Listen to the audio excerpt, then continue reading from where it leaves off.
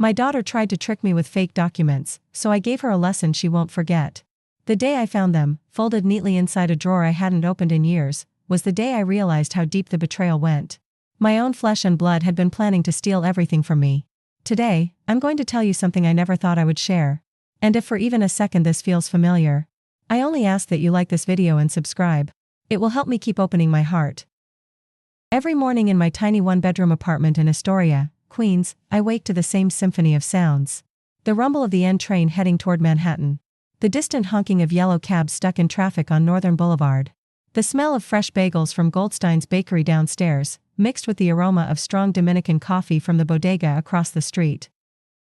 These sounds and smells have been my companions for 37 years now, ever since Harold left me with 3 kids under 10 and a mountain of debt that seemed impossible to climb. My morning routine never changes. I brew my coffee in the same chipped blue mug Sarah gave me for Mother's Day when she was 12. I sit in my threadbare armchair, the one with the loose spring that pokes my left hip, and I watch the morning news while folding whatever laundry needs folding. The apartment is small, so small that the kitchen table doubles as my desk, my sewing station, and my dining room all at once. But it's mine. Or at least, I thought it was mine. The television drones on about traffic updates and weather forecasts, but my mind wanders to my phone, sitting silent on the table next to yesterday's untouched dinner. 3 days had passed since I'd sent Sarah a text asking about her new job. The message showed as read, but no response came. This wasn't unusual anymore. My calls went straight to voicemail. My texts hung in digital limbo, acknowledged but never answered. I remember when that phone used to ring constantly. When Sarah was in college, she'd call me every Tuesday night at 8 o'clock sharp. We'd talk about her classes, her friends, her dreams of becoming a social worker to help kids like she'd been, angry and lost after her father abandoned us. Those Tuesday calls were the highlight of my week.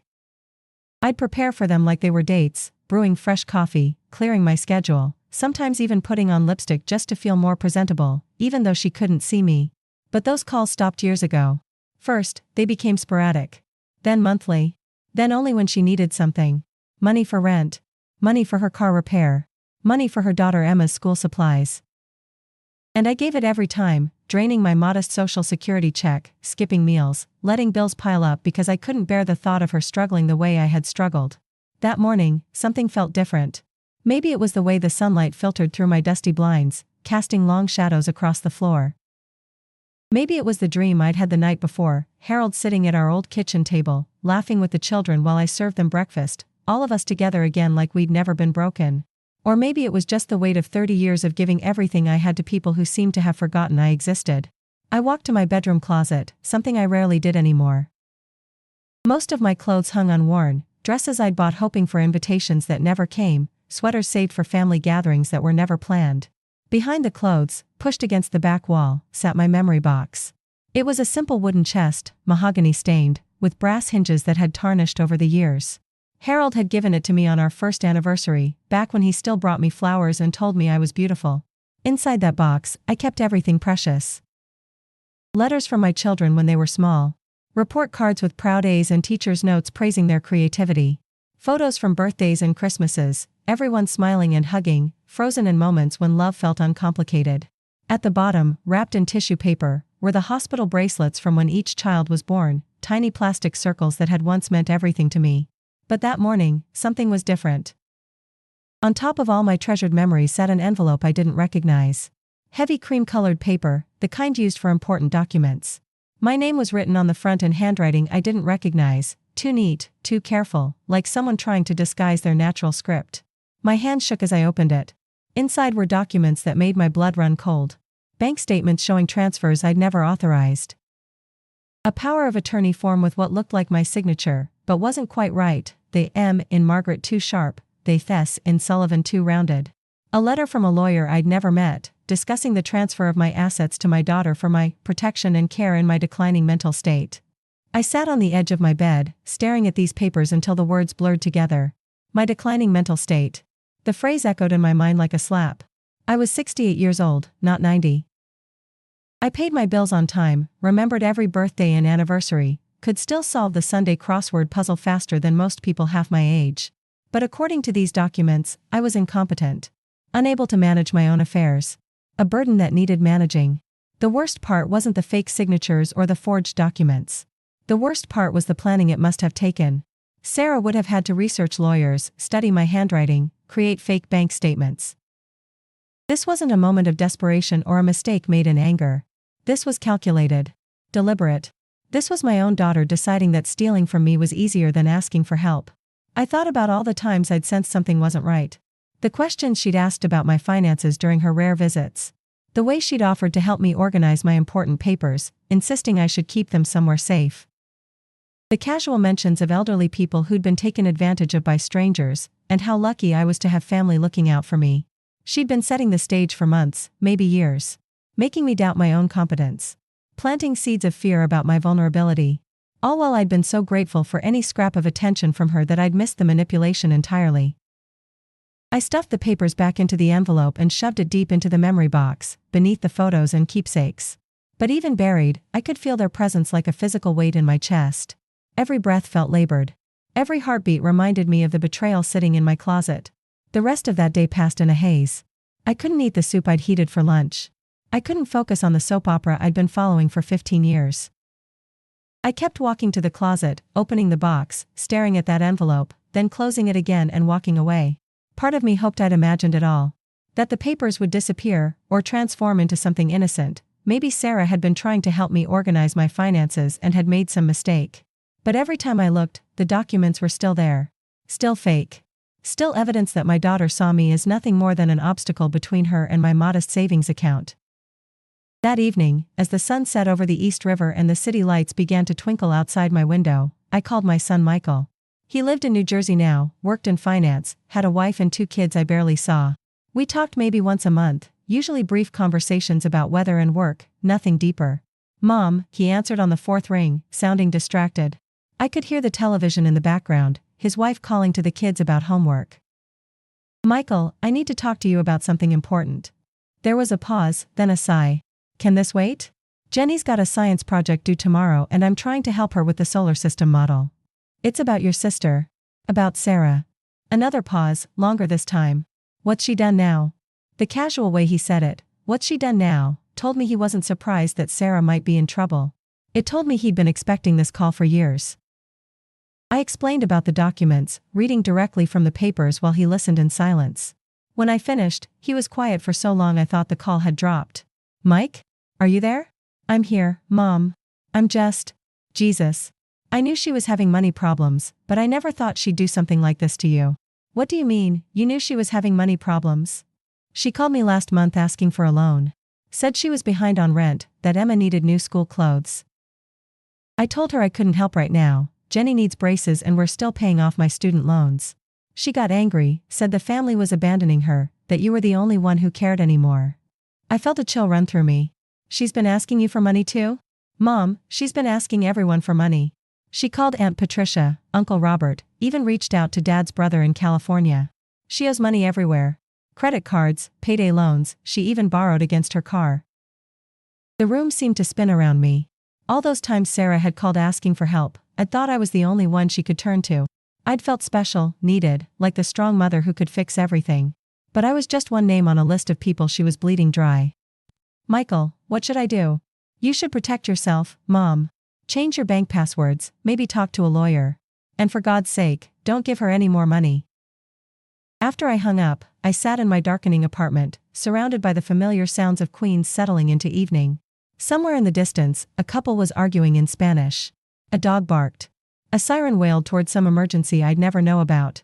Normal sounds of normal lives, while mine felt like it was crumbling around me. I thought about Sarah as a little girl, maybe 8 years old, standing in our old kitchen in her school uniform. She'd been caught lying about finishing her homework, and when I confronted her, she'd looked up at me with those big brown eyes and said, "Mommy, I was just pretending. I didn't mean to hurt anybody." I'd knelt down and taken her small hands in mine. "Sarah, sweetheart, lies always hurt somebody, even when we don't mean for them to. They hurt the person being lied to, and they hurt the person telling the lie. Promise me you'll always tell me the truth, no matter what."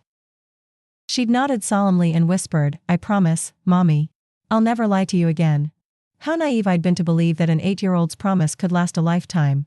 How naive I'd been to think that love and sacrifice and forgiveness could protect us from the harsh realities of money and desperation and human selfishness.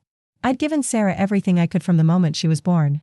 When Harold left, she was only 7, and she'd cried for weeks, asking when Daddy was coming home. I'd held her every night, stroking her hair, promising her that Mommy would never leave, that we'd be okay together. And we had been okay, or at least I'd thought we were. I worked double shifts at Mel's Diner and Hell's Kitchen, taking the subway into Manhattan every morning before dawn and not getting home until after dark. My feet hurt constantly from standing on them for 12 hours straight. My back ached from carrying heavy trays and bending over tables. But every paycheck went toward keeping us afloat: rent, groceries, school supplies, clothes, birthday presents, Christmas gifts. When Sarah was 16 and got caught shoplifting makeup from Dwayne Reed, I paid the fine and drove her to community service every Saturday for 2 months. When she crashed my car junior year, I worked overtime to pay the insurance deductible and walked to work for 3 weeks until the car was fixed. When she got pregnant at 19 with a boy who disappeared the moment he heard the news, I was there in the delivery room, holding her hand, promising that everything would be okay. And it had been okay, in its way. Emma was born perfect and beautiful, with Sarah's dark hair and my stubborn chin. I helped with babysitting while Sarah finished community college. I bought diapers and formula when money was tight. I painted Emma's nursery yellow and hung little stars from the ceiling that glowed in the dark. But somewhere along the way, my help had become expected rather than appreciated. My sacrifices had become routine rather than recognized. Sarah stopped saying thank you. Stopped asking if I could afford to help. Just started assuming that Mom would always be there with her checkbook open and her judgment suspended. The breaking point had come 2 years ago on my 66th birthday. I'd planned a small dinner at my apartment, nothing fancy, just family. I'd bought a cake from the bakery downstairs, made Sarah's favorite roast chicken, even splurged on a bottle of wine. Emma was supposed to come with her mother, and Michael had promised to drive in from New Jersey with his family. I spent the whole afternoon cooking and cleaning, changing into my best dress, the navy one with tiny flowers that Sarah had always said looked nice on me. I set the table with the good china I'd inherited from my mother, plates I almost never used because I was always afraid of breaking them. At 6 o'clock, my phone rang. Sarah's voice was rushed, distracted. "Mom, I'm so sorry, but we can't make it tonight. Emma has a school project due Monday and we haven't started it yet. Can we do dinner next week instead?" Before I could answer, she'd hung up. 20 minutes later, Michael called with his own excuse. One of the kids had a fever, Jenny was throwing up, they couldn't risk getting me sick. He promised to make it up to me soon. I sat alone at my carefully set table, looking at the roast chicken growing cold, the cake with its unlit candles, the bottle of wine I'd opened to breathe. Outside, I could hear families walking by on their way to dinner, children laughing, couples talking about their plans for the evening. That's when I understood, maybe for the first time, what loneliness really meant. Not just being alone, but being forgotten by the people who were supposed to remember. Being dismissed by the people who were supposed to prioritize you. Being treated as an afterthought by the people you'd made your whole life about. I'd eaten one slice of cake in silence, wrapped up the rest of the dinner, and gone to bed at 8:30. The next morning, Sarah had texted me, "Hope you had a nice birthday. We'll celebrate soon, I promise." But we never did celebrate. The promise joined the pile of other broken promises, other casual dismissals, other moments when I'd been made to understand that my feelings mattered less than everyone else's convenience. Now, staring at those fake documents, I realized that my birthday dinner had been just the beginning. The moment when I'd stopped being a person worthy of consideration and started being just a resource to be managed. I spent the next week in a strange state of suspended animation. I went through my normal routines, morning coffee, afternoon soap operas, evening news, but everything felt different. Every time my phone rang, I jumped, afraid it might be Sarah calling to ask for money, afraid I might give in and pretend I'd never found those papers. But she didn't call. None of them called. On Friday, my neighbor Mrs. Rodriguez knocked on my door. She was a tiny woman in her 70s, but tough as nails, the kind of person who'd survived raising 6 kids in the Bronx and working 2 jobs her whole life.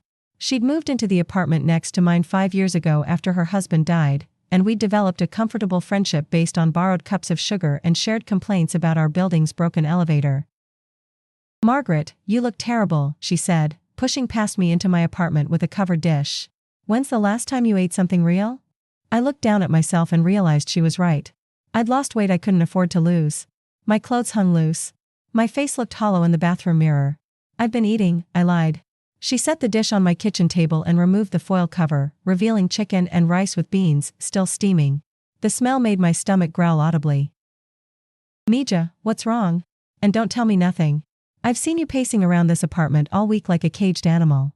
Something about her no-nonsense tone, her genuine concern, broke down the wall I'd built around my shame.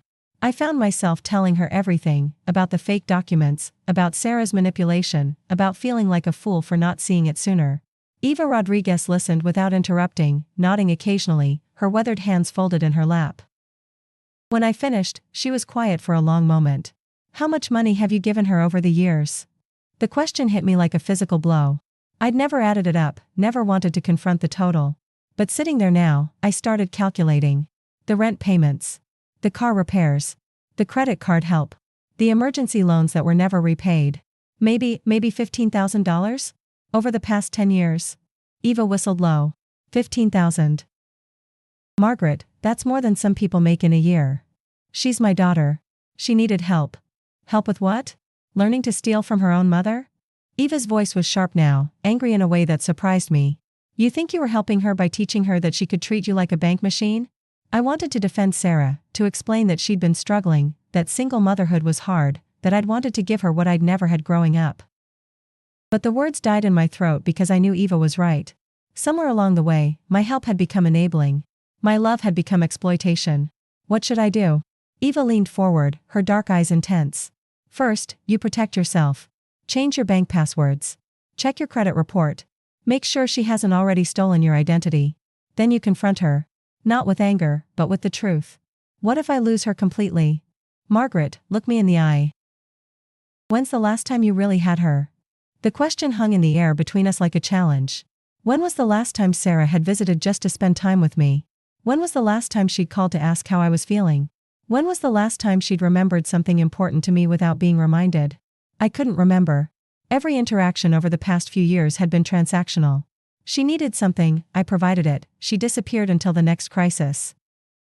I'd convinced myself that this was normal, that adult children were busy, that I should be grateful for whatever scraps of attention came my way. But sitting in my kitchen with Eva, eating her delicious food and facing hard truths, I started to understand that I'd been living a lie. Sarah didn't love me, she loved what I could provide. And I'd been so desperate to feel needed that I'd confused being used with being valued. That night, I lay awake staring at the ceiling, listening to the sounds of the city beyond my window. Somewhere in Queens, Sarah was probably asleep in the apartment I'd helped her keep by paying her rent 6 months ago. Emma was probably dreaming of whatever 12-year-olds dream about, safe in her bed in her room that I'd helped furnish. And here I was, alone with my knowledge of their betrayal, wondering if I was brave enough to do anything about it. The next morning, I called the credit monitoring service Eva had recommended. The representative, a young-sounding woman with a patient voice, walked me through checking my credit report. What we found made me feel sick. 3 credit cards had been opened in my name over the past year. Cards I'd never applied for, with balances I'd never created. The addresses on the accounts were Sarah's apartment. The phone numbers were Sarah's phone numbers. But the signatures were practiced forgeries of my name. "Ma'am, you need to report this to the police," the representative said gently. "This is identity theft. These are federal crimes." But when I imagined Sarah in handcuffs, Emma crying, my daughter's mugshot in the local news, I couldn't bring myself to make that call. Not yet. First, I needed to understand how deep this went. First, I needed to confront her myself. I spent the rest of that weekend documenting everything I could find. Bank statements showing transfers I didn't remember authorizing. Bills for services I didn't remember ordering. Small withdrawals from my checking account that I'd assumed were my own forgetfulness but now realized were something much darker. By Sunday night, I had nearly 30 pages of evidence spread across my kitchen table. Sarah hadn't just been planning to steal from me, she'd already been stealing from me for months, maybe years. Small amounts, carefully spaced, designed to look like my own confusion rather than her theft. The woman who'd called me every Tuesday in college to tell me about her dreams of helping vulnerable children had grown up to become someone who preyed on vulnerable elderly people, including her own mother. Monday morning, I called Sarah. She answered on the first ring, sounding rushed. "Mom, I can't really talk right now, I'm on my way to work. We need to meet. Today." Something in my voice must have alerted her because she paused. "Is everything okay? You sound upset." "Today, Sarah. My apartment or yours, I don't care. But we need to talk." Another pause. Then, cautiously, "Okay. I can come by after work. Around 6. I spent the day preparing for the confrontation I'd never wanted to have. I organized all my evidence into neat piles. I practiced what I wanted to say, trying to find words that would convey my hurt without destroying what little relationship we had left. I even cleaned the apartment and baked cookies, as if good hospitality could somehow make this conversation easier. At 6:15, Sarah knocked on my door. She looked tired, older than her 36 years, her hair pulled back in a messy ponytail and her work clothes wrinkled. For a moment, she looked like the overwhelmed single mother she was, and I almost lost my resolve. But then she smiled that bright, fake smile she'd perfected over the years, the one she used when she wanted something, and I remembered why we were here. "Hi, Mom. Sorry I'm late, traffic was crazy. Something smells good in here." She kissed my cheek and walked into the kitchen, helping herself to a cookie from the plate I'd set out. The casual way she moved through my space, the assumption that she was welcome to whatever she wanted, suddenly felt different. Invasive. "Sit down, Sarah." She must have heard something in my tone because the smile faded. She sat across from me at the kitchen table, the table where she'd done homework as a child, where we'd shared thousands of meals, where I'd listened to her problems and celebrated her victories. I placed the fake documents on the table between us. Her face went completely white. For a moment, she looked like she might faint. Then the color rushed back, and she started talking fast. "Mom, I can explain. This isn't what it looks like." "What does it look like, Sarah?" She picked up the papers with shaking hands, scanning them as if seeing them for the first time. "I don't know where these came from. These aren't. I never." "Stop." The word came out harder than I'd intended, and she flinched. "Just stop lying to me. I know you made these papers. I know about the credit cards you opened in my name.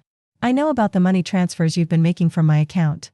She set the papers down carefully, and for a long moment, we stared at each other across the table. I could see her calculating, trying to figure out how much I knew, how much she could still deny. "Mom, you have to understand, I was desperate."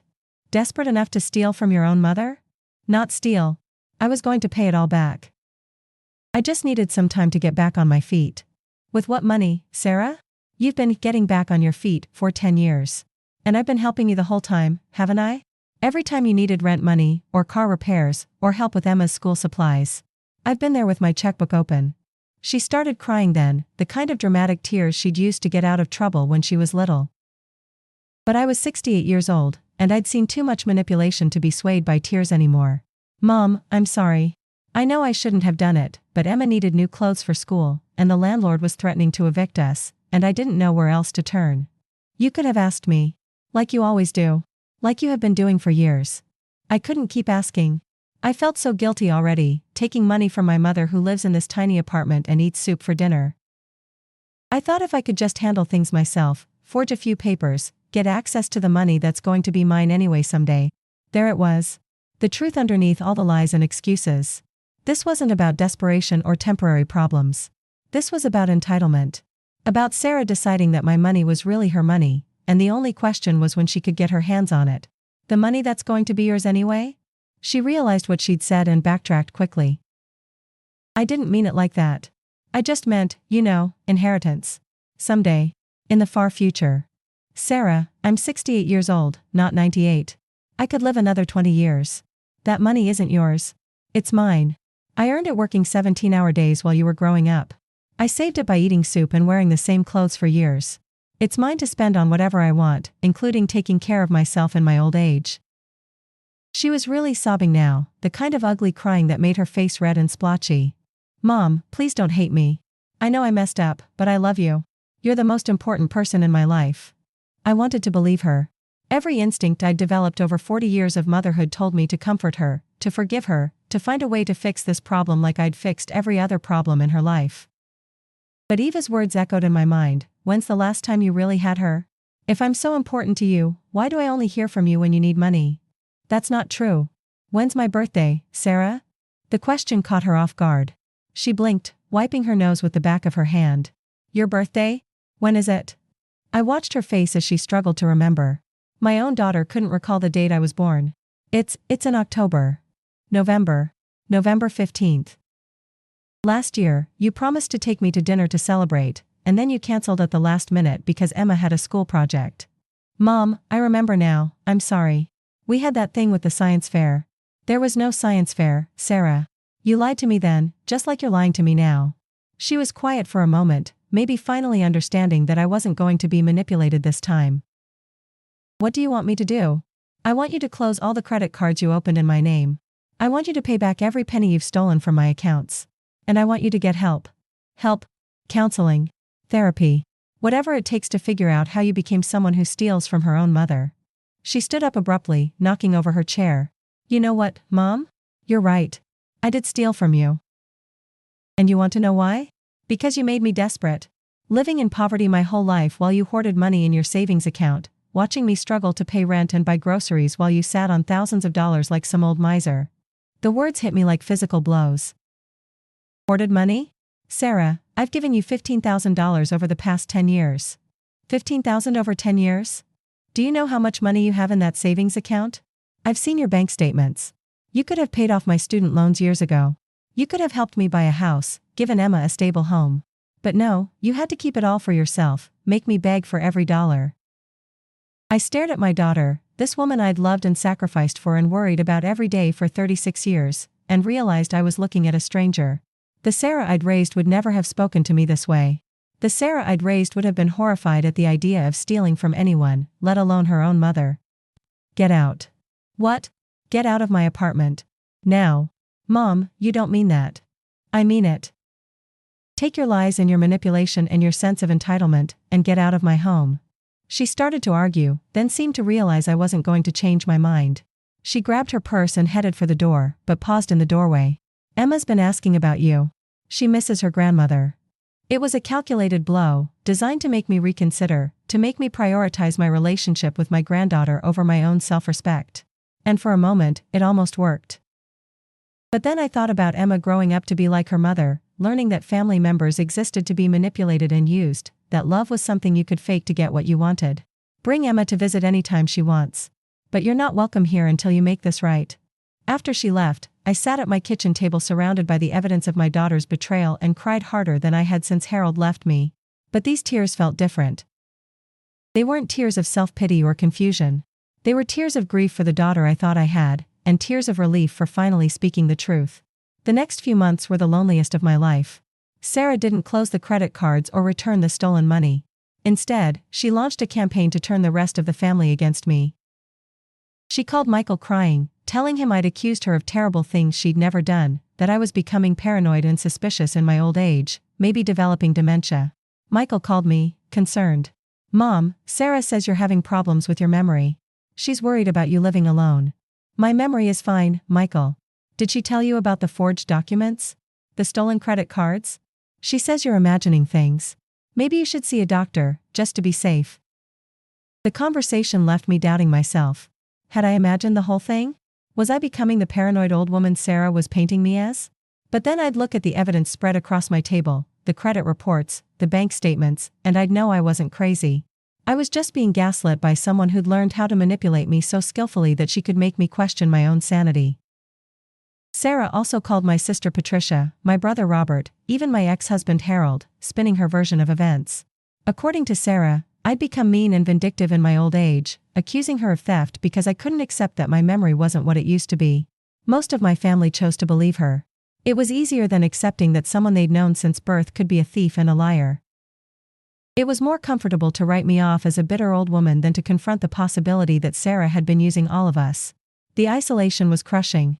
For weeks, my phone didn't ring except for telemarketers and robocalls. No one visited. No one checked on me. I'd spent 40 years being the family coordinator, the one who remembered everyone's birthdays and anniversaries, who organized holiday gatherings and kept everyone connected. Now I was being erased from that family as efficiently as if I'd died. I started having panic attacks in the middle of the night, waking up gasping and sweating, convinced that maybe I was losing my mind. Maybe I had imagined everything. Maybe I was the villain in this story. But then Eva Rodriguez would knock on my door with a plate of food and a willingness to listen, and I'd remember that I wasn't alone in the world. She'd help me review the documents again, pointing out details I couldn't have imagined, reinforcing that my version of events was the truth. Some people, she told me one afternoon as we sat in my kitchen sharing café con leche, they can't admit when someone they love is bad. It's easier to blame you than to accept that Sarah is a thief. But what if they're right? What if I'm just a bitter old woman who can't accept that her daughter needs space? Eva laughed, but not unkindly. Margaret, bitter old women don't have boxes of love letters from their children. Bitter old women don't keep every birthday card and school project. You're not bitter, you're hurt. And you have every right to be. She was right about the love letters. Even after everything that had happened, I still had Sarah's letters from summer camp, gushing about how much she missed me. I still had the Mother's Day cards she'd made in elementary school, covered in glitter and construction paper hearts. I still had photos of us together from every stage of her life, evidence of a relationship that had once been real and loving. But those mementos also made the current situation more painful. They were proof of how far we'd fallen, how completely love could be corrupted by money and desperation and selfishness. 3 months after our confrontation, something surprising happened. Emma called me. "Grandma? It's me." I almost dropped the phone. Emma's voice was deeper than I remembered, more mature.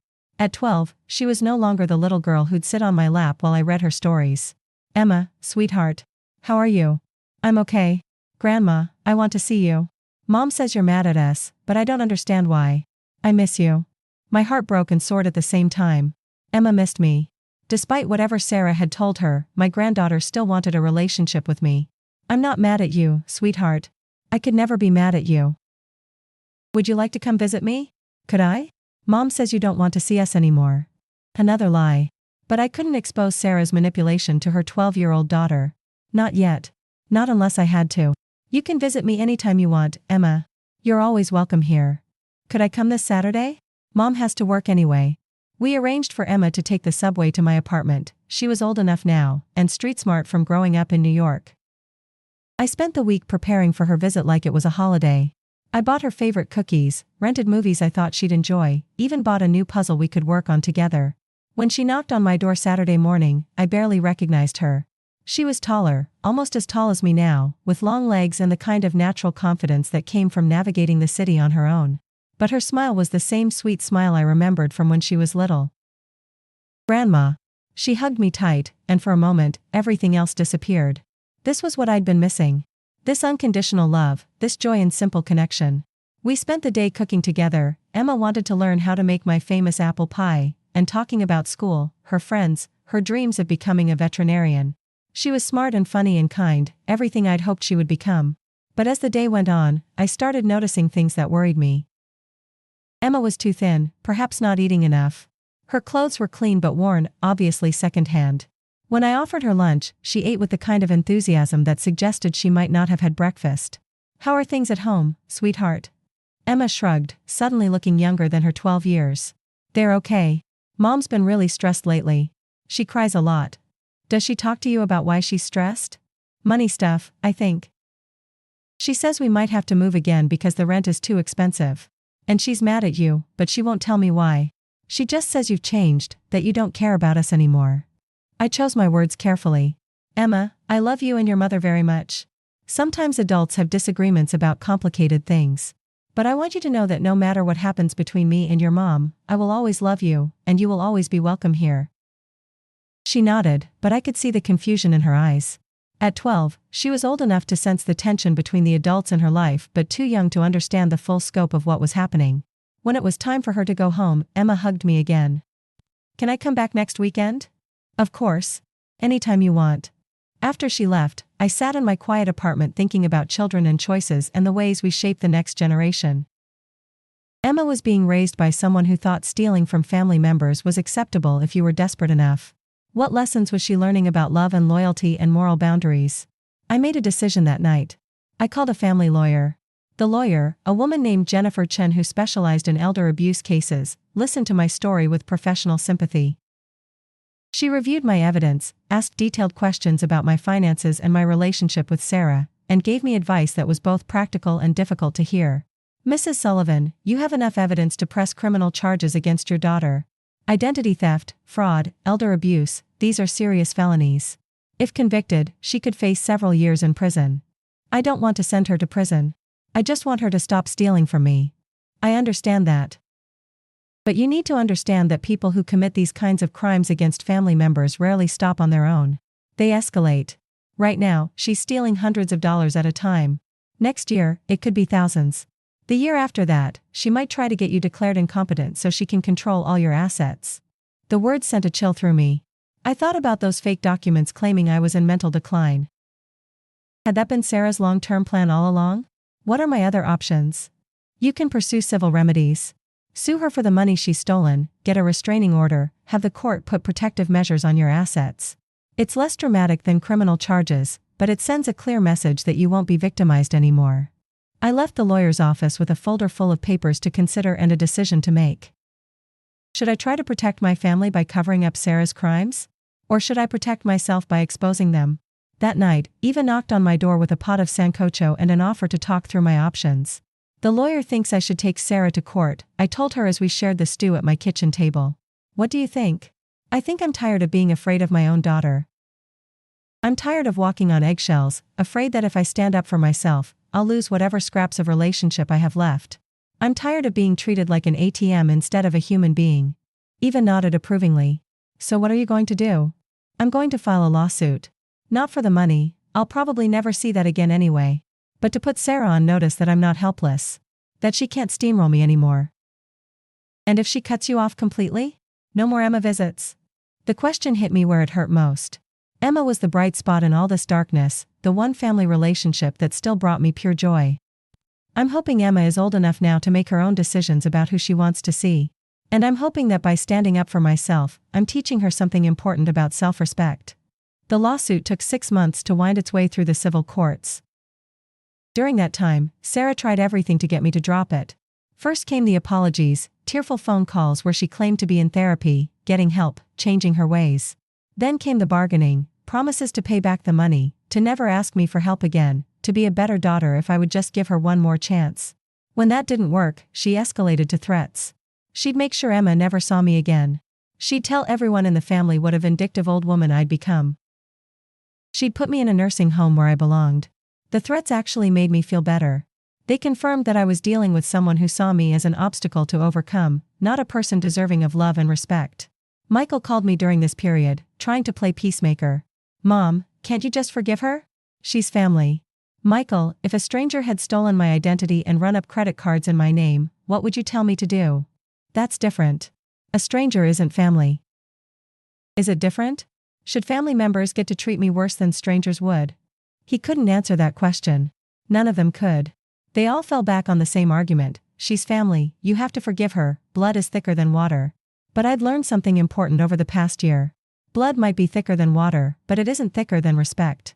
It isn't thicker than basic human decency. And it certainly isn't thicker than the truth. The day of our court hearing, I woke up early and dressed carefully. I chose my best dress, the navy one with tiny flowers that I'd worn to so many important occasions over the years. I did my hair and put on lipstick and looked at myself in the bathroom mirror. The woman looking back at me was older than the woman who'd started this journey a year ago. There were new lines around my eyes, new gray in my hair. But there was also something else, a straightness in my shoulders, a steadiness in my gaze that hadn't been there before. I looked like someone who was done being pushed around. The courthouse was intimidating, all marble floors and high ceilings and people in suits hurrying importantly from room to room. Jennifer Chin met me in the lobby and walked me through what to expect. Remember, Mrs. Sullivan, this isn't criminal court. We're not trying to send Sarah to jail. We're just trying to get your money back and establish legal protections against future theft. Sarah was already in the courtroom when we arrived, sitting with her own lawyer, a young man who looked like he'd rather be anywhere else. She dressed carefully too, in a modest black suit that made her look professional and responsible. For a moment, I wavered. This was still my daughter, still the little girl I'd raised and loved and worried about. But then she looked at me across the courtroom, and her expression was cold. Not sad or regretful or even angry. Just cold, calculating, like I was a problem to be solved rather than a person she'd wronged. The hearing was surprisingly brief. Jennifer presented our evidence, the forged documents, the unauthorized credit cards, the bank statements showing suspicious transfers. Sarah's lawyer argued that this was a family dispute that should be resolved privately, that his client was a struggling single mother who'd made some poor decisions out of desperation. The judge, a woman about my age with kind eyes and a no-nonsense demeanor, listened to both sides and rendered her verdict. Ms. Martinez, she said, addressing Sarah, while I sympathize with your financial struggles, theft is theft regardless of family relationships. You will repay the full amount stolen from your mother's accounts within 6 months, or you will face garnishment of your wages. Additionally, you are prohibited from accessing any of her financial accounts or applying for credit in her name. This restraining order will remain in effect indefinitely. Sarah started to argue, but her lawyer quieted her. Outside the courtroom, she tried one last manipulation. I hope you're happy, Mom. You've destroyed our family over money. I didn't destroy anything, Sarah. You did. The day you decided to steal from me instead of respect me. Fine. But don't come crying to me when you're sitting alone in that apartment with nobody who cares about you. She stalked away, and I stood in the courthouse hallway feeling strangely calm. For the first time in decades, I'd stood up for myself. I'd refused to be victimized. I'd chosen self-respect over family peace. It should have felt like winning. Instead, it felt like the end of something precious that I'd never get back. Emma called me that night, crying. Mom told me you took her to court. She says you hate us now. Emma, sweetheart, I don't hate anybody. I love you, and I love your mother. But sometimes people we love do things that hurt us, and we have to protect ourselves. Are you mad at me too? Oh, honey, no. You haven't done anything wrong. This is between me and your mom, and it has nothing to do with you. Can I still visit you? Of course. You're always welcome here. But the visits became less frequent. Sarah made it difficult, scheduling activities for Emma on weekends, or claiming she was too busy with schoolwork to travel across town. Sometimes Emma would text me with apologies, saying she couldn't make it but hoped to see me soon. I tried not to let it hurt, but it did. Sarah was using Emma as a weapon, punishing me by limiting my access to my granddaughter. It was cruel and effective, and it made me question whether I'd done the right thing by pursuing legal action. 6 months after the court hearing, Sarah still hadn't repaid the money she owed me. Her wages were being garnished, which only made her angrier. She'd call me sometimes, late at night, drunk and belligerent, telling me what a terrible mother I'd been, how I'd ruined her life, how I deserved to be alone. I started letting those calls go to voicemail. I had enough poison in my life without inviting more of it in. But something unexpected started happening during this dark period. Other people began reaching out to me. Eva introduced me to her group of friends, women who met for coffee every Tuesday morning at a cafe in Jackson Heights. They were immigrants from different countries, grandmothers who'd navigated difficult relationships with their adult children, women who understood what it meant to be underestimated and dismissed because of their age. At first, I was hesitant to share my story. Who was I to complain about my problems to women who'd survived wars and poverty and the loss of their homelands? But they welcomed me with open arms and understanding hearts. My son, Maria, said one Tuesday over café con leche and pastels, he thinks because I don't speak perfect English, I'm stupid. He tries to handle my finances, make decisions for me like I'm a child. I have to remind him, I ran a business in El Salvador for 20 years. I know how to manage money. My daughter, added Fatima, she's embarrassed by my accent, by the way I dress. She wants me to be more American, less Pakistani. But I am 70 years old. Why should I pretend to be someone else to make her comfortable? These women understood something I'd been struggling to learn, that respect isn't automatic, even from family members. That love without respect isn't really love at all. That it's possible to care deeply about someone while refusing to let them mistreat you. Our Tuesday morning gatherings became the highlight of my week.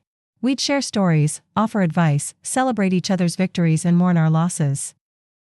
When I told them about my lawsuit against Sarah, they cheered like I'd won the lottery. You stood up for yourself, Rosa said proudly. That takes courage. But I lost my daughter in the process. Did you really lose her? Asked Fatima gently. Or did you finally see what was already gone? The question haunted me for weeks. Had I lost Sarah by standing up to her, or had I lost her years ago when she'd stopped seeing me as a person and started seeing me as a resource? Had our relationship ever been real, or had I been the only one actually participating in it? Around this time, I decided to make some changes in my life. I'd spent so many years focused on other people's needs that I'd forgotten how to consider my own wants and dreams. I enrolled in an art class at the Queen's Museum. I'd always loved to draw when I was young, but marriage and children and work had pushed that hobby aside. Now, at 68, I found myself sitting in a sun-filled classroom with a dozen other senior citizens, learning how to see color and shadow and light again. My first attempts were terrible, shaky lines, muddy colors, proportions that made people laugh. But something about the process of creating something with my own hands felt healing. Every brushstroke was a choice I made, every color was mine to select, every composition was an expression of my own vision of the world. You have a good eye for composition, my instructor, a young woman named Ashley with paint-stained fingers and an encouraging smile, told me after my third class. Have you considered joining our plein air painting group? We go out around the city and paint landscapes. The idea terrified and excited me. I hadn't explored New York as a tourist in decades. I'd lived here my whole adult life but had rarely ventured beyond the practical boundaries of work and family obligations.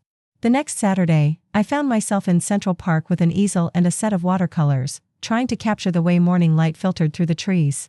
The other painters were friendly and supportive, offering technical tips and genuine encouragement. "This is beautiful," said Frank, a retired teacher who'd been painting for 15 years. "You've really captured the feeling of peace in this spot." I looked at my painting, a simple scene of a park bench surrounded by autumn leaves, and felt something I hadn't experienced in years. Pride in my own accomplishment. Joy in something I'd created just for myself. That evening, I hung the painting on my kitchen wall, right where I used to keep a photo of Sarah and Emma. Every morning when I made my coffee, I'd look at that painting and remember what it felt like to be creative, to be learning, to be growing instead of just surviving. I also made practical changes. I opened my own checking account at a different bank, one Sarah had no knowledge of. I had my Social Security deposits rerouted to the new account. I changed all my passwords and set up additional security protections. For the first time in my adult life, my finances were completely private and secure. The process was surprisingly empowering. I'd always shared financial information with Harold when we were married, then later with Sarah when she'd convinced me she was helping me stay organized. Having complete control over my own money felt like reclaiming a part of myself I'd forgotten existed. I also started saying no to things I didn't want to do. When my brother Robert called asking if I could loan him money for his son's wedding, I politely declined. When a neighbor asked me to babysit her grandchildren every weekend while she worked, I explained that I had other plans. When Michael suggested I should reach out to Sarah first to rebuild our relationship, I told him firmly that I'd already extended every olive branch I intended to extend. Each time I set a boundary or prioritized my own needs, I expected to feel guilty. Instead, I felt lighter, stronger, more like the person I'd been before decades of other people's expectations had worn me down. About a year after the lawsuit, Emma called me with news that changed everything. "Grandma, I'm going to live with Dad." I was so shocked I nearly dropped the phone. Emma's father had been absent from her life since she was a baby. I'd assumed he was long gone, perhaps even dead. "Your father?" "Emma, what happened?" "He got back in touch last year. He's married now, living in Portland, and he wants me to come live with him and go to a better school. Mom's been fighting it, but the judge said I'm old enough to choose." "And you want to go?" There was a long pause. "Grandma, things have been really hard at home. Mom drinks a lot now, and she's angry all the time. She talks about you constantly, about how you ruined our family. I don't like who she's become." My heart broke for Emma, forced to navigate adult problems at 13, but I also felt a flicker of hope. Maybe this was an opportunity for her to escape the toxic environment Sarah had created. "What do you need from me, sweetheart?" "I wanted to see you before I leave. And I wanted to tell you that I know you didn't ruin anything. I'm old enough to understand what really happened. Mom stole from you, and you stood up for yourself. I'm proud of you for that." We arranged for Emma to visit me one last time before her move to Portland. She arrived on a sunny Saturday morning in spring, and I barely recognized the young woman who stood in my doorway. At 13, she was almost as tall as me, with Sarah's dark hair but a maturity in her eyes that reminded me of myself at her age, someone who'd been forced to grow up too quickly but was finding her own strength in the process. We spent the day doing all her favorite things from when she was little. We made chocolate chip cookies and worked on a jigsaw puzzle and watched old movies from my DVD collection. But we also talked like the young adults and mature women we were, about her hopes for her new life, about the difficulty of leaving her mother, about the importance of forgiveness without forgetting the lessons learned. "Grandma, I want you to know that no matter where I live, you'll always be important to me. I'm going to call you every week, and I'm going to visit whenever I can. Emma, you don't have to promise me anything. I want you to focus on building a good life for yourself. If that includes me, I'll be grateful. If it doesn't, I'll understand." "It includes you," she said firmly. "You're the one person in this family who's always been honest with me, even when the truth was hard to hear." When it was time for her to leave, we hugged for a long time. I breathed in the scent of her shampoo and tried to memorize the feeling of her arms around me, knowing it might be months or years before I saw her again. "Take care of yourself, Grandma. And keep painting. I want to see what you create." After she left, I sat in my apartment feeling the strange mixture of sadness and relief that comes with major life changes. Emma was stepping into her own future, free from the drama and manipulation that had defined her childhood. Sarah was left alone with the consequences of her choices. And what was I? For the first time in decades, I was truly free. Free from the exhausting cycle of giving and being taken from. Free from the constant worry about Sarah's next crisis. Free from the guilt and confusion that had clouded my judgment for so long. It was terrifying and exhilarating at the same time. The next few months passed quietly. Emma called me every Sunday evening, telling me about her new school, her new friends, her relationship with her father and stepmother. She sounded happier than I'd heard her in years, and that made my own loneliness easier to bear. Sarah's calls became less frequent. The court-ordered payments from her garnished wages arrived punctually in my mailbox, but she'd stopped trying to manipulate me into dropping the legal actions. Maybe she'd found other sources of money. Maybe she'd finally accepted that I wasn't going to be her financial safety net anymore.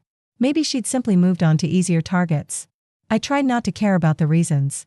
I tried to focus on my own healing and growth. My painting skills improved dramatically.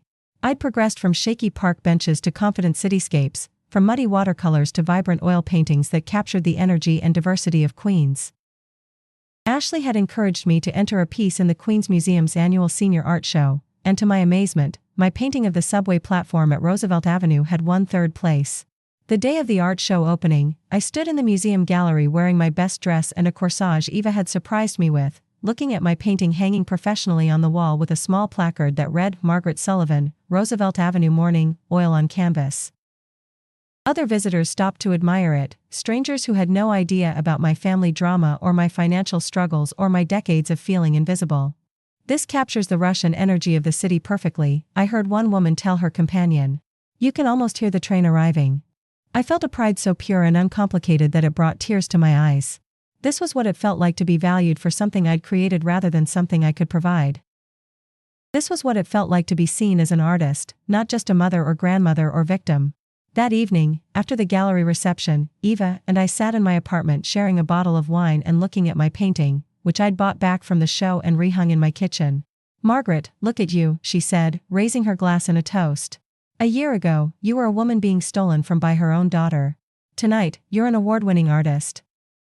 "I'm still the same person I was a year ago." "No, you're not. A year ago, you were someone who let other people define your worth. Tonight, you're someone who knows her own value." She was right, though I couldn't pinpoint exactly when the transformation had happened. Maybe it was the Tuesday morning coffee group showing me that I wasn't alone in my struggles.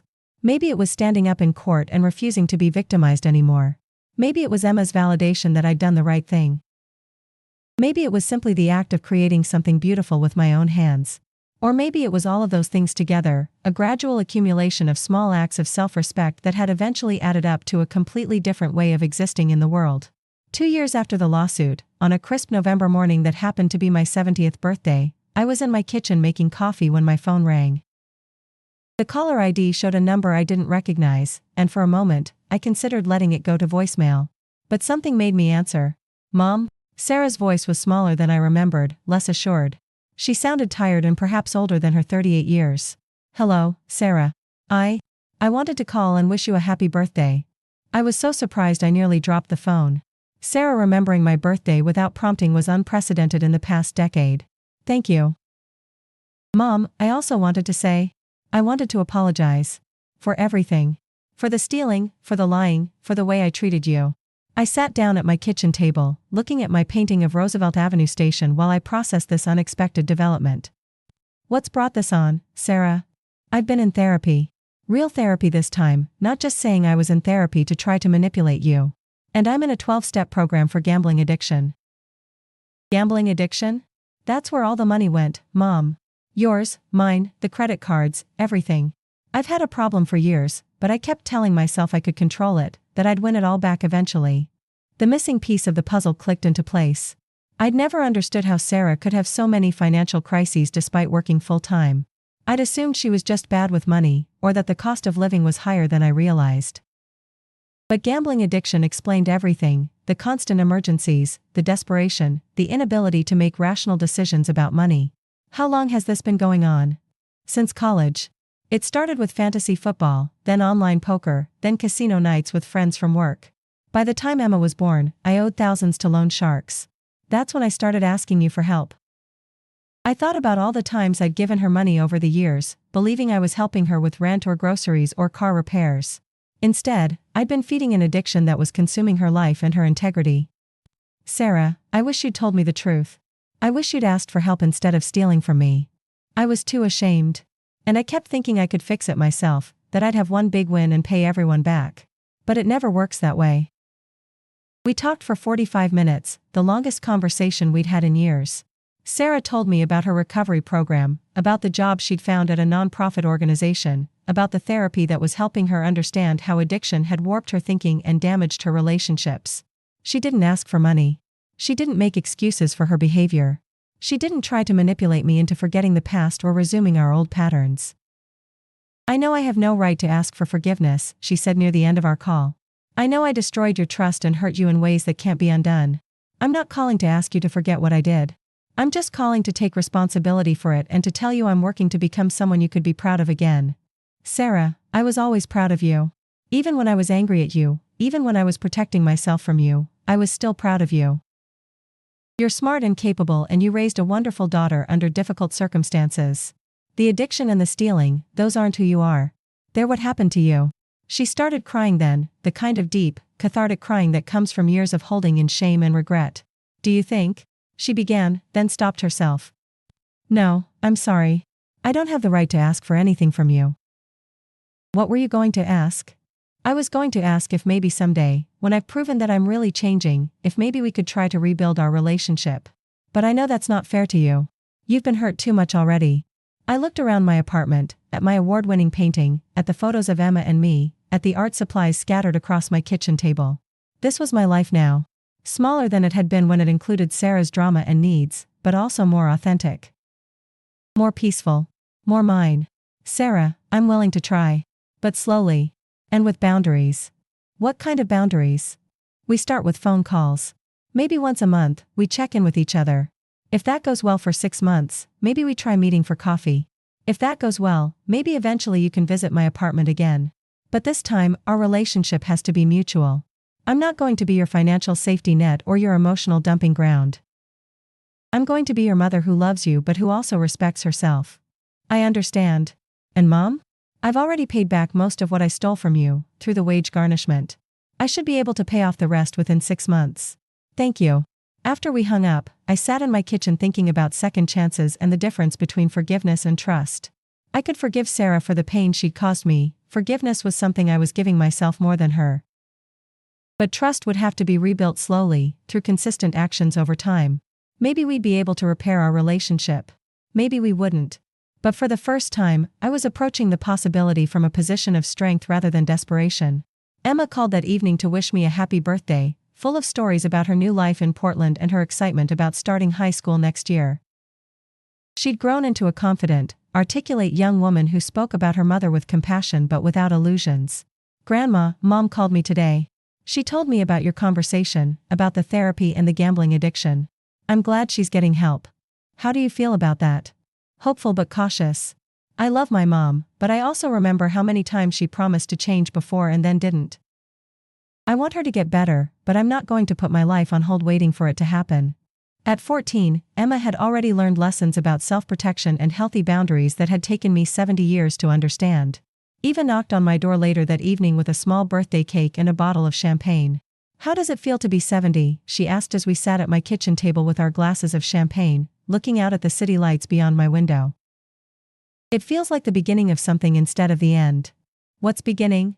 I thought about the question as I sipped my champagne and looked at my painting of Roosevelt Avenue Station, at the art supplies waiting for my next creative project, at the calendar on my wall marked with painting classes and coffee dates with friends and a planned trip to the Metropolitan Museum of Art. A life where I matter.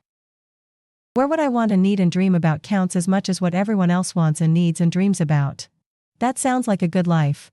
It is a good life. Not the life I expected to have at 70, but a good life nonetheless. 3 years have passed since that birthday conversation with Sarah. We've rebuilt our relationship slowly, carefully, like artists restoring a damaged painting. Monthly phone calls became weekly phone calls. Coffee dates became lunch dates. I've visited her new apartment, a modest one-bedroom she shares with a roommate, but clean and well-organized and free of the chaos that used to define her living spaces. She's been sober from gambling for 3 years now. She attends meetings regularly, has a sponsor, and has built a support network of people who understand addiction and recovery. She's also been seeing the same therapist for 2 years, working through the childhood trauma and family dysfunction that contributed to her addictive behaviors. Our relationship is different now. Smaller in some ways, we don't talk every day or share every detail of our lives. but also deeper, built on honesty rather than need, on mutual respect rather than one-sided giving. Sarah has met Eva and some of my Tuesday morning coffee friends. She's come to see my paintings and has expressed genuine pride in my artistic development. When I told her about winning 3rd place in the senior art show, she cried, not the manipulative tears I remembered from before, but real tears of joy for my success. Mom, I'm so proud of you. And I'm so sorry it took me so long to see what an amazing person you are. Emma visits me twice a year now, during summer vacation and winter break. At 17, she's grown into a remarkable young woman, confident, kind, intellectually curious, and ambitious. She's planning to study veterinary medicine in college and talks about her future with the kind of excitement I remember having at her age, before life taught me to lower my expectations. She's also developed a relationship with her mother again, though it's complicated by geography and history. They video chat regularly, and Sarah has visited Portland twice. But Emma is clear about her boundaries and realistic about her mother's limitations. I love Mom, and I'm proud of her for getting sober, she told me during her last visit. But I also know that my childhood was affected by her addiction, and I'm not going to pretend that didn't happen. We can have a relationship, but it's going to be the relationship we can actually maintain, not the one I wished we could have had. At 17, Emma understands something that took me decades to learn: love doesn't require sacrificing your own well-being, and family relationships have to be based on who people actually are, not who we wish they were. My art has continued to develop. I've had pieces in 3 more senior shows, and I recently sold my first painting to a stranger, a woman who saw my work at a Queen's Arts Council exhibition and commissioned a piece for her apartment. The idea that someone would pay money for something I created still fills me with wonder. I've also started teaching basic art classes at the senior center, sharing what I've learned with other older adults who think it's too late to start something new. My students range from 65 to 92, and they paint everything from abstract compositions to detailed portraits of their grandchildren. Mrs. Sullivan, one of my students, a 80-year-old former accountant named Frank, told me after his first successful landscape painting, "I never thought I had any artistic ability. You've shown me that creativity doesn't have an expiration date." Those are the moments that make me feel most proud, not of my own artistic development, but of my ability to encourage others to discover parts of themselves they thought were lost forever. Michael and I have also rebuilt our relationship, though it took time and some difficult conversations. He'd initially been angry about my lawsuit against Sarah, believing I was being vindictive and destroying the family. But as Sarah's addiction became clear, as the extent of her manipulation was revealed, he began to understand that I'd been protecting myself from someone who was actively harming me. "Mom, I owe you an apology," he said during one of his visits last year. "I was so focused on keeping the peace that I didn't see how much Sarah was hurting you. I should have supported you from the beginning. You were trying to protect your sister. That's not wrong, Michael. But I should have been trying to protect you too. You're my mother, and you deserved better from all of us." Now Michael visits regularly with his wife and children, and our relationship is honest and comfortable in ways it hadn't been for years. His kids, now teenagers themselves, have gotten to know me as a person rather than just a grandmother who existed on the periphery of their lives. Even my relationship with Harold, my ex-husband, has evolved. He reached out last year after hearing about Sarah's addiction from Michael, wanting to apologize for his role in creating the family dynamics that had led to so much pain. "Margaret, I know I was a terrible husband and father. I ran away when things got difficult instead of trying to fix them. I left you to raise the kids alone and deal with problems that were partly my fault." I met him for coffee in a diner in Manhattan, looking across the table at this man who had once been the center of my world and was now just someone I used to know. He'd aged a lot, his hair was completely white, his face lined with years of guilt and regret. He looked smaller than I remembered, diminished by the weight of choices he couldn't undo. "Harold, we were both young and overwhelmed. We both made mistakes. But I made bigger ones. And I let you carry the consequences alone. I could have been angry. I could have listed all the ways his abandonment had affected me and the children. I could have made him feel the full weight of his failures as a husband and father. Instead, I felt mostly sad for him. He'd missed so much: Emma's childhood, Sarah's struggles and recovery, Michael's achievements, my own transformation from victim to survivor to someone who was actually thriving. He'd run away from problems that could have been solved with commitment and courage, and now he was an old man full of regrets for a life half-lived. "Harold, I forgive you. Not because you deserve it, but because I deserve to be free from anger about things I can't change." We finished our coffee and parted amicably, two old people who had once been married but were now just part of each other's history. I felt no desire to maintain a relationship with him, but also no bitterness about the past. These days, my life has a rhythm that feels sustainable and satisfying. I wake up in my apartment in Queens and make coffee in my chipped blue mug, but now the silence isn't lonely, it's peaceful. I spend mornings painting or working on art projects, afternoons reading or visiting with friends, evenings watching movies or video chatting with Emma. My Tuesday morning coffee groups have expanded into a broader social network of women who support each other through the challenges of aging, family drama, financial worries, and health concerns. We celebrate birthdays together, accompany each other to medical appointments, and provide the kind of unconditional friendship that I'd never had when I was focused entirely on my role as a wife and mother. Last month, Eva introduced me to a man named Robert Chen, a widower, retired teacher, and amateur photographer who joined our coffee group after his daughter moved to California. He's funny and kind, and he makes me laugh in ways I'd forgotten were possible. "Margaret, would you like to go to the botanical garden with me this weekend?" he asked after our coffee last Tuesday. "They have a new orchid exhibit, and I'd love to photograph some of the flowers while you paint them." At 73, I never expected to be asked on what felt suspiciously like a date. The idea terrifies and delights me in equal measure. "I'd like that very much, Robert. Whether anything romantic develops remains to be seen. But the fact that I'm open to the possibility, that I see myself as someone worthy of companionship and affection, represents a fundamental shift in how I view my own value. As I sit here in my kitchen on this quiet Sunday evening, looking at my painting of Roosevelt Avenue Station and thinking about the journey that brought me from victim to survivor to someone who's actually flourishing, I'm struck by how different my life is from what I expected it to be at this age. I thought I'd be surrounded by children and grandchildren, the matriarch of a large, loving family that gathered around my table for holidays and birthdays. Instead, I have a smaller but more authentic circle, a few close friends, a granddaughter who lives across the country, a daughter I'm cautiously rebuilding a relationship with, and a son who finally sees me as a person worthy of respect. I thought I'd be financially stressed, worried about making ends meet on a fixed income. Instead, I'm more financially secure than I've ever been, with savings that are protected and growing, and income from my art sales that, while modest, makes me feel proud and independent. I thought I'd be invisible, dismissed as just another elderly woman whose opinions and dreams didn't matter anymore. Instead, I'm an award-winning artist, a teacher, a friend, and someone who speaks up for what she believes in. Most importantly, I thought I'd be defined by what I could give to others: money, time, forgiveness, sacrifice. Instead, I've learned that my value comes from who I am, not what I provide.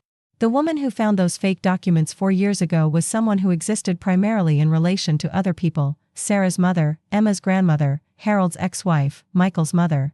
She measured her worth by how much she could give, how much she could endure, how much she could forgive. The woman sitting here tonight is still all of those things, but she's also Margaret Sullivan, artist, friend, teacher, survivor, someone who has learned that love without respect isn't really love, and that sometimes the most loving thing you can do is refuse to enable someone's destructive behavior. If I could go back and talk to the woman I was 4 years ago, sitting in her closet staring at those forged documents with tears streaming down her face, I would tell her this: you are not responsible for fixing everyone else's problems. You are not required to sacrifice your own well-being to prove your love. You are not obligated to accept poor treatment from anyone, including family members. You deserve respect, honesty, and reciprocal relationships. You deserve to be valued for who you are, not just what you can provide. And most importantly, it's never too late to choose yourself. It's never too late to set boundaries, to demand better treatment, to walk away from situations that are harming you. It's never too late to discover who you are when you're not constantly giving yourself away to other people. The journey from doormat to self-advocate wasn't easy. There were times when I questioned every decision, when the loneliness felt unbearable, when I wondered if maintaining my principles was worth losing relationships. But every difficult moment led me to where I am now, someone who likes herself, someone who has created a life filled with purpose and beauty and genuine connection. I've learned that family isn't just about blood relationships. It's about people who see your value, who treat you with respect, who celebrate your successes and support you through difficulties. By that definition, Eva Rodriguez has been more family to me than many of my actual relatives. I've learned that it's possible to love someone and still protect yourself from them. I still love Sarah, but I love her from a position of strength rather than vulnerability. I hope for her continued recovery and success, but I don't need her approval or presence to feel complete. I've learned that creativity and personal growth don't stop at any particular age. Some of my best work, both artistic and personal, has happened in my 70s. The idea that older people should accept smaller, quieter lives is a lie that serves no one. And I've learned that standing up for yourself, even when it's difficult and scary and potentially costly, is the foundation of self-respect. Every time I chose to protect my boundaries rather than keep the peace, every time I spoke truth instead of enabling lies, every time I prioritized my own well-being instead of everyone else's comfort, I was building the strong, authentic life I live now. To anyone listening to this story who recognizes elements of their own experience, whether it's financial exploitation by family members, emotional manipulation from people you love, or the gradual erosion of your self-worth through years of putting everyone else first, I want you to know this: you don't have to accept treatment that makes you feel small or worthless or invisible. You don't have to continue giving to people who only take. You don't have to choose between love and respect. Real love includes respect. It might be scary to set boundaries. People might accuse you of being selfish or vindictive or ungrateful. You might lose relationships that you thought were important to you. But what you'll gain is something more precious: yourself. You'll gain the ability to look in the mirror and respect the person looking back at you. You'll gain relationships based on who you are rather than what you can provide. You'll gain the freedom to discover interests and talents and dreams you'd forgotten you had. You'll gain a life that feels authentically yours instead of one that exists solely to serve other people's needs. At 73, I'm happier and more at peace than I've been since I was a young woman with dreams of becoming an artist. It took decades of pain and sacrifice and manipulation to get to that low point 4 years ago when I found those fake documents. But it took only a few moments of courage to begin the journey back to myself. If you see yourself in my story, if you recognize the patterns of giving too much and receiving too little, if you feel invisible or taken for granted or exploited by people who claim to love you, I want you to know that change is possible. Boundaries are possible. Self-respect is possible. It's never too late to choose yourself. It's never too late to demand better. It's never too late to discover who you are when you stop being everything to everyone else. Have you ever lived through something like this, or do you know someone who has? Have you ever had to choose between keeping the peace and protecting yourself? I'd love to hear your story in the comments below. And if this touched your heart, if it reminded you that you deserve respect and love and authentic relationships, please like this video and subscribe to channel. Your support helps me keep sharing these stories, and you never know, your like might help this message reach someone who desperately needs to hear it. Thank you for listening to my story. Thank you for seeing me not as a victim, but as someone who found her way back to herself. And remember, you are worthy of love that doesn't cost you your dignity, relationships that don't drain your spirit, and a life that feels authentically, joyfully yours.